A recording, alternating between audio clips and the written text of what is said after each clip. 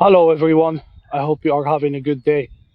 Today, I'm going to be talking about some questions, and also I'm going to be reacting about some comments that I got in social media and even in some other pages, like motorcycle pages that I've been active on them and having conversations with some riders about the big, heavy adventure bikes like this one over here. My name is Isam, by the way. This is IDV channel, a new a new motorcycle channel. So if you are interested in this kind of content, please subscribe, like, share, comment. Let me know what's going on. So here is the first question that I want to talk about. It was if the Yamaha Super Tenere if makes a good beginner bike. And this is my answers from my experience. This is actually my first motorcycle with the clutch and on a shifter and everything. I have experience with scooters and bicycles, and you may think I was crazy for going and buying something this big. My experience come from, when I was commuting back in my country, like I was living in Morocco, and I spent a little bit of time in Spain too, and most if you go to these countries, Europe, all the Mediterraneans, and I think Asia is the same way. Most of commuting, if you are working, you are gonna do it with the scooter or bicycle or a public transportation if you like to squeeze people on the bus. I don't think anybody likes to get in a bus with the 100 people. So the best way to go is to get a bicycle or get a scooter. So this is the way I was commuting before I come here to the state. And when I come over here back in 2011, so around 2012, I had a scooter, and after like a little bit, I realized it wasn't the way to be commuting around here because it's a different animal, a different everything's it's set up differently over here than you do in some other countries. Everything is spread it out. There is a lot of space. There is so much space just to go commuting. Most people I know that are commuting, like 70 or 80 miles a day. You spend, hour and a half just in the car, or most people they don't even commute on bikes around here. But I realize a scooter is not gonna get me where I want to go. So I bought this one because you can eat some miles. You can get in the interstate, and you can be going 75, 80 mile per hour, and it's like nothing. It's like absolutely nothing for these big bikes.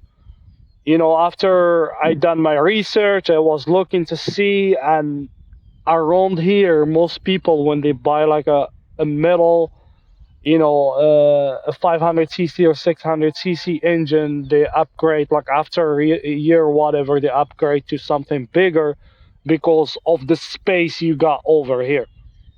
So, like, and my answer to someone who is like just getting started, like just you just went to the dealer or to the Harley Davidson School Academy, and you got your MSF, and you got your license. Like you don't need to get something this big. You can start with something like midweight. Yeah, I will say like a Honda CB 500, or or a Honda Rebel. Something midweight, or the Harley Davidson Street 500, for example. Something midweight, and then you can work your way up little by little until you understand, how these things work, because there's a lot to learn. Rolling the throttle and getting over the bike. I think anybody can do that, but there's other stuff you have to be learning. Counter steering and emergency stopping and all that good stuff. It comes with time. I'm still learning. I'm not gonna lie to you, tell you that I'm an expert, but I've been over this bike for 2 years commuting over here in all type of weathers. Some people at work, they told me you are crazy, to be riding, bicycle.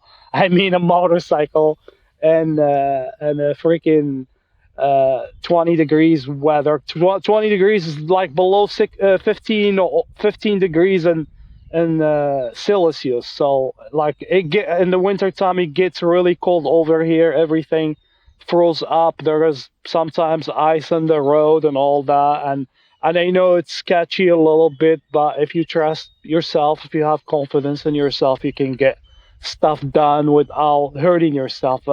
Thanks God I've been riding this bike for 2 years. I still never had any major like accidents. I've been dropping the bike off road when I go like try to do some off road. I do drop the bike, but in the road I never had any accidents. So I'm gonna start right now talking about some of the comments like I've been reading, and some of them it's like basically taking a crap over this the style of riding. They're telling you it's a lie, it's a scam, it's a waste of money. They're too expensive, they're too big, they're made for fat people and tall people. They're not made for everyone. It's depending how you feel about it. Like, I'm not here to tell you to go what to buy and not what to buy. You are free, you can buy whatever the heck you want to buy, but I'm telling you, these bikes, they have a purpose. The engineers and the designers and all these companies, they are developing this product because it's gonna go somewhere. It serves something, like, because this group of people, and actually it's a larger group of people, because I seen YouTubers actually started like since from the last year. They are making videos about trashing like big time this type of bikes. And I'm here to just to tell you that these bikes, they work. They are heavy, they're big, they are not easy to maneuver when you are at slow speeding or off road, but they work if you are capable of, if your brain works, you are gonna get it to work. If I can do it, you can do it too. Like, don't don't go out there and start trying to get people, to get rid of them, to stop them from buying these bikes because they had a bad experience with it. Because I don't know the situation of these people. Some of them, they claim that they have over 40 years of experience. That tells me the guy is getting old, or his body can handle the thing. Like, if you are getting old, if you are about to hit, the 200 years or something like that, you feel weak, you can handle, like, your health doesn't allow you to maneuver a bike like this big. You can move on, go to something smaller.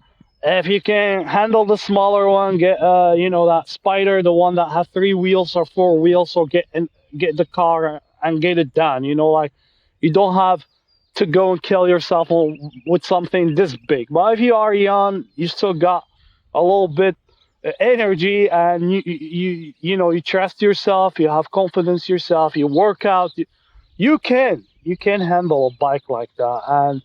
And the other climb that I see, they're telling you, if you are watching these advertising, they're showing you these dirt bike riders. They hire them, of course. They give them a good chunk of money. They bring them back and they do some enduro with them. They're jumping with the bikes. They're telling you, don't fall for that. It's all a scam. It's actually, part of it is true. You can just take a bike like this and try to do something crazy like enduro or whatever. It's not impossible, but you may end up hurting the bike or hurting yourself. These pro riders, that they can do that, you know they can keep doing it because they are hired. If they break them bikes, it's fine. They're not gonna get penalized. They don't have to take them and spend money fixing them or something like that, because the company is gonna take care of that. But if you are buying a bike like that and you spend a good amount of money, you don't want to take your bike and trash it like that. you have to take care of it. So the road, the type of road that you can be doing with this bike is going on gravel, going in dirt, some soft dirt, like Jeep trails, for example. You're gonna find some potholes, and it can do it just fine. Some fire roads, it will do it just fine, and it's excellent. Interstates, highways. It feels like a cruiser, like a sport touring bike. It can get that type of riding really easy. But if we are talking about off-roading, uh, every rider has a different definition of off-road in them head.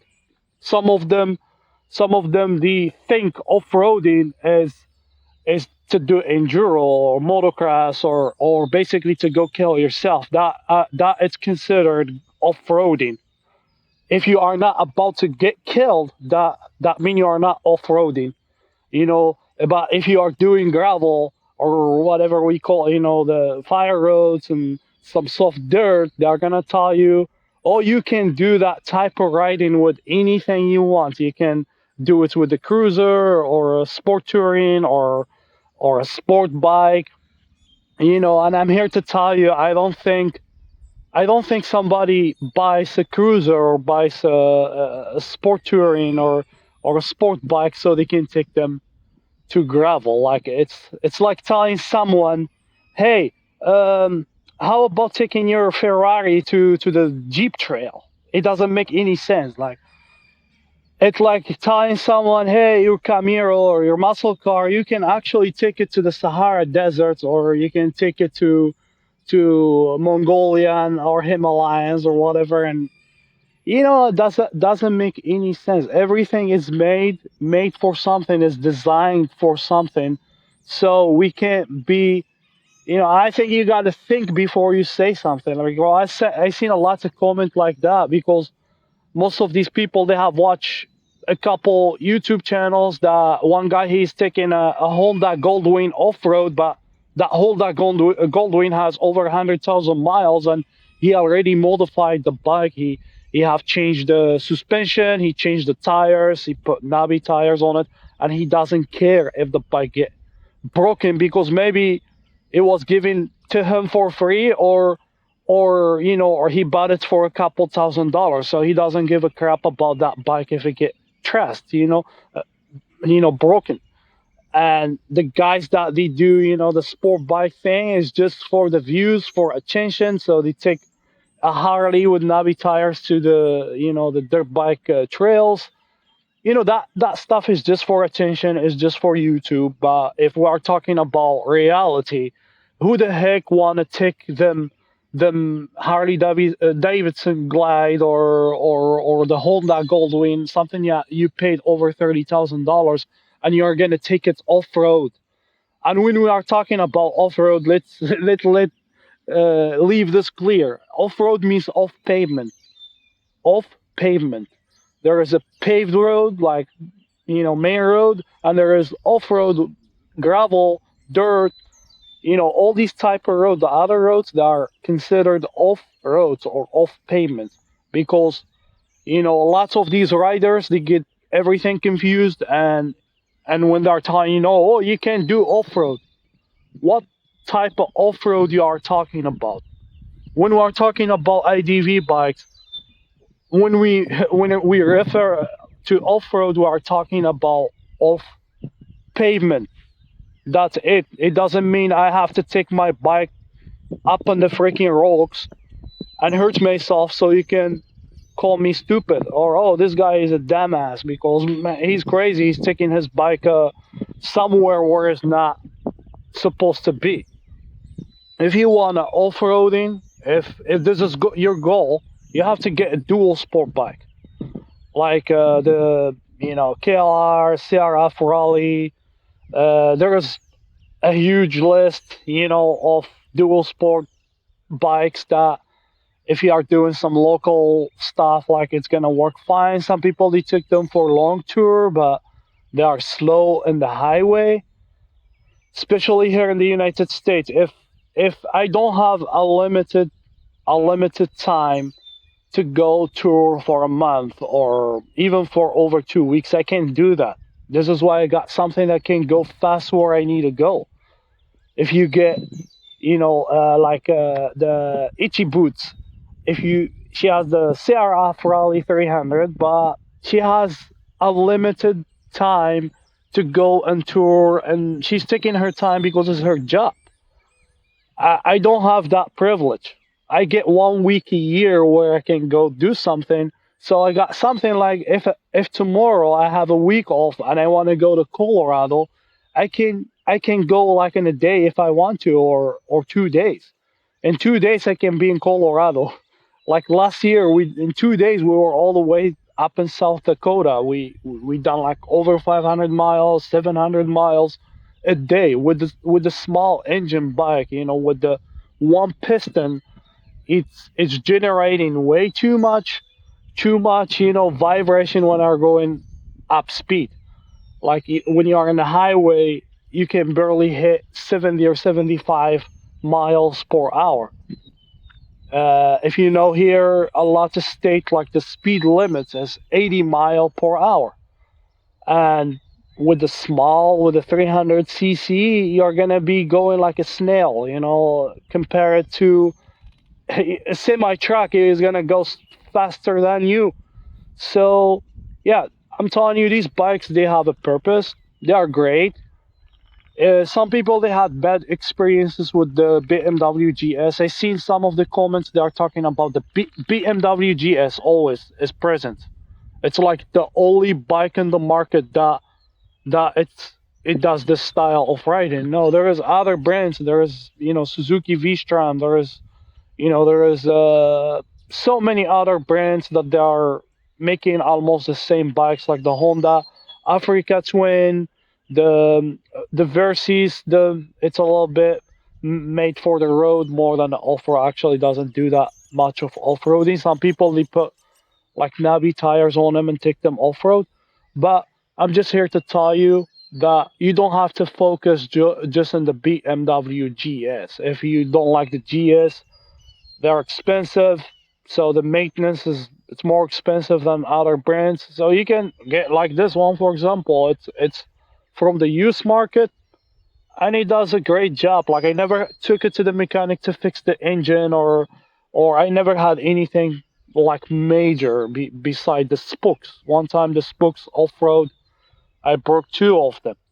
So yeah, I'm just telling you, like if you had a bad experience, if you are if your body can't take it anymore, if you are getting weak, if you are getting old and weak, then you don't have to worry about this bikes. Get something smaller. But if you are so young and you think you can handle this type of bikes, it's a blast. It's still, it get the job done. When I get a call from my dual sport bike riders over here, I go with them with this bike. I go with them in trails. I done some crazy stuff with this one. Right now I'm careful a little bit. I'm kind of skeptic where I need to go. I'm careful. I don't want to go kill myself, but I still go like in gravel. And when I go on gravel, I never seen a Honda Goldwing over there or cruiser. So if you are telling me take your sport bike or cruiser off road, off pavement, then you are just lying to yourself. You can Nobody buys these type of bikes, a sport bike or whatever else, to take them off road. They want to go to Eureka Springs and have a good time. So that's it. If you have questions, if you have, opinion, whatever, suggestions, anything, you can leave it down in the comments. I dropped one of my headphones. My microphone this morning wasn't working pretty good, so I'm using a cheap headphones right now. So this is what I wanted to say. There is so much to talk about. I can sit over here and talk all day long about bikes, about what I have learned with this bike, like about my personal experience. Okay, and if you got any questions, observations, anything, let me that down in the comment. And thank for watching, and see you next time, guys. Bye.